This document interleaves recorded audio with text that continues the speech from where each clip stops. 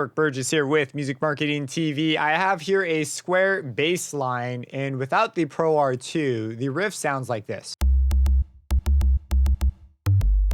Now, there are cool things we could do with this bass line to add interest, like automate the pluck, maybe we bring in a distortion, move the voicing around.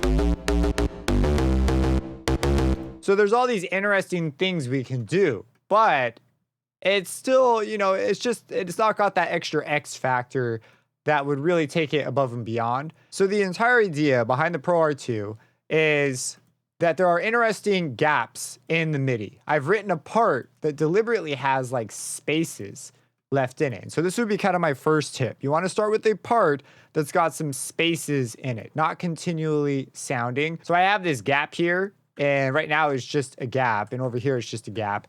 But we can bridge this with the freeze function inside of the Pro-R 2. And I am doing that by automating the freeze function on and off during these gaps. So here the note hits, there's a gap, but we have the freeze function come on. And that basically makes the reverb, you could think of it as kind of looping the reverb. It's more sophisticated than that, but you can think of it like that. So here's what it sounds like. And so right now with the square version, this isn't so apparent, but if we give it some more harmonics, we'll just remove the pluck a bit. So you can hear those gaps suddenly get connected by letting the reverb freeze there for a second. And there's some tonal things we could do. So the second tip that you could try out is you can adjust the timing to get very different characteristics. So for example, if I make this longer, it will be a much broader effect. It won't be as precise. And this can work better for some material. In this case, I don't think this is a good thing. But for other cases, like maybe a vocal or something, this can work.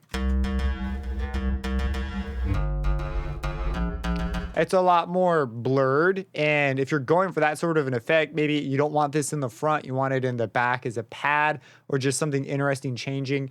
You can make this number a bit bigger, but you're going to want to consider this. There is an additional move in here, which would be, I guess, my third tip. Definitely consider changing the decay profile a bit.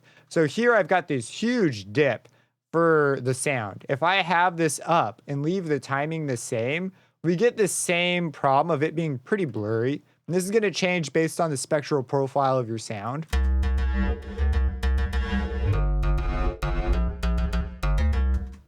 If we bring this down, we'll just get a tighter sound. And you're gonna have to do it according to the sound, but you're gonna wanna consider that. So those are the things that I touched in here. When it comes to the automation, you need to be very specific if you want a really musical, like good effect.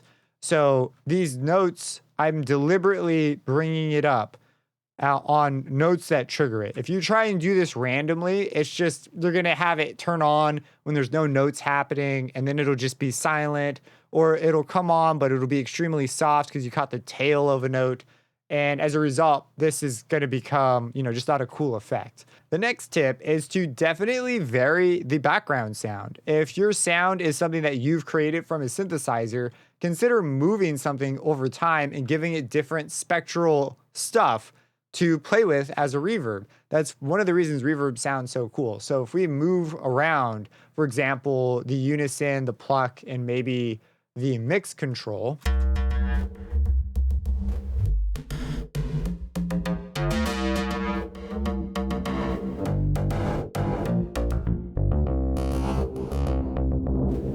we can get all these cool variations, and the reverb can help bring that stuff out. The last tip I have for you, if you're going to do something like this, is to add something at the end to handle the dynamic range that you're going to introduce. A lot of the times when you have a sound, it is going to, a reverb specifically, it's going to be really soft compared to the direct sound. If we were to bypass this Pro C2, and this has been in there the whole time sort of handling this for us, if we bypass it and then play this,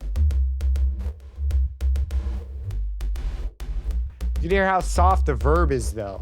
By adding in a Pro C2, we can pull that stuff up. In this case, we're compressing and then applying and auto gain. I just used a preset that I liked. It sounds like this.